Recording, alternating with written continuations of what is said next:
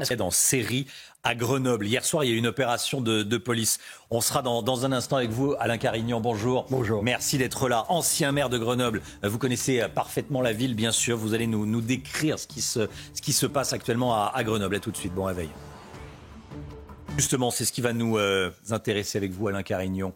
Merci d'être là, Alain Carignan, conseiller municipal d'hiver droite et ancien maire de Grenoble. Vous connaissez parfaitement la ville, vous connaissez parfaitement ce qui se passe dans Grenoble. Il y a eu une opération policière coup de poing dans un quartier de Grenoble hier soir. Grenoble où il y a eu plusieurs fusillades cet été. Qu'est-ce qui se passe dans la ville actuellement ? Écoutez, j'enrage parce que Grenoble, c'est au top niveau mondial. Hein. Oui. Recherche, technologie, université... C'est formidable, on est bon dans tout ce qui prépare l'avenir, le quantique, l'intelligence artificielle, la cybersécurité, tout ça c'est nous. Et puis on doit parler de ce qui est la vérité, c'est-à-dire une métropole gangrénée, avec une insécurité endémique et une population qui la supporte, en particulier la plus modeste et les classes moyennes. Et c'est terrible pour eux parce qu'il y a des menaces, évidemment, quand une balle perdue atteindra un innocent. Et puis, il y a la perte de la valeur des biens, il y a une paupérisation générale. Donc, il y a deux métropoles. Une qui réussit, qui échappe, et puis l'autre qui subit. Ouais. Il n'y a jamais eu, depuis 10 ans que les Verts et LFI, dont on parle au niveau national, gouvernent, il n'y a jamais eu autant d'inégalités de traitement. Et j'enrage parce que... La lutte contre l'insécurité, c'est un trépied. Police, justice, ville. Et là, il manque un pied. La ville, la municipalité, refuse de s'associer à la lutte contre la délinquance. Alors Éric Piolle, le maire Europe Écologie Les Verts, que vous citez, dit que c'est de la faute du gouvernement qui demande des policiers, voilà. Puis il veut également décriminaliser le trafic de drogue. J'imagine que vous n'êtes pas sur la même ligne. Hein. Non, mais il théorise son impuissance et son immobilisme. Le procureur de la République, par exemple, réintroduit l'argent illicite dans les revenus de façon à atteindre les caisses d'allocation familiale, les allocations familiales et sociales. Lui, pourquoi ne réintroduit-il pas les revenus illicites dans les revenus des délinquants de façon à ce qu'ils les sortent des logements sociaux, puisqu'ils dépasseraient le plafond.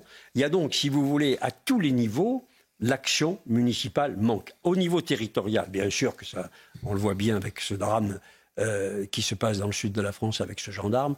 Bien sûr qu'il y a un problème national, mais au niveau local, il y a les capacités d'agir. C'est vrai que la CAF de l'Isère, ce que vous dites, supprime ou réduit, on en a beaucoup parlé, les aides sociales des délinquants. En gros, pas d'aide sociale si vous touchez de l'argent de la drogue, ce qui est...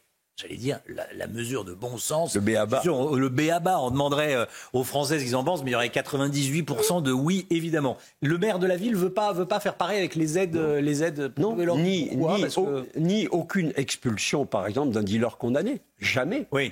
Donc c'est-à-dire qu'on est dealer, on touche de l'argent de la drogue et on peut garder son HLM tranquillement. Parce que si le HLM, il faut le dire et le rappeler, si le HLM est quand même moins cher que dans le secteur privé, c'est parce qu'il bénéficie de la solidarité nationale. Donc les Français payent pour que ce soit moins cher pour certaines personnes.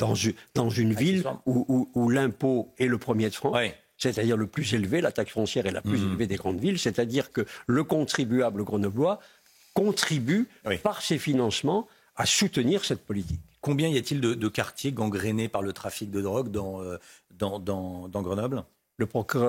Les procureurs successifs disent que toute la ville est gangrénée.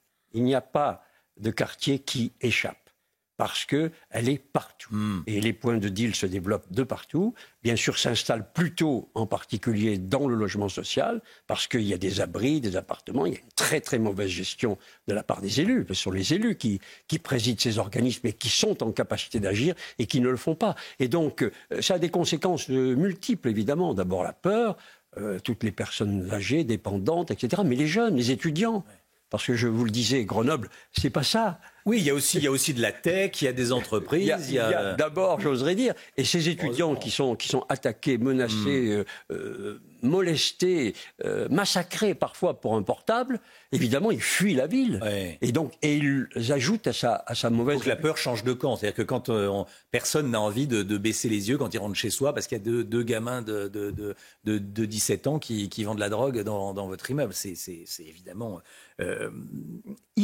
inimaginable. Il y a des parents complices de leurs enfants dans certains quartiers. Il est évident que c'est pour ça que la mesure du procureur est bonne. Oui. Il faut toucher tous les aspects, c'est-à-dire l'aspect des caisses d'allocation familiale, les aspects sociaux et les aspects du logement. C'est-à-dire, vous ne pouvez pas fêter un mariage dans un HLM en Ferrari, comme cela se produit, sans que le contrôle social ne s'exerce. Et donc, c'est cette absence-là, je le dis. Effarant. La lutte contre... Je sais comment réagissent les téléspectateurs et puis tout le plateau quand on entend ça, effectivement.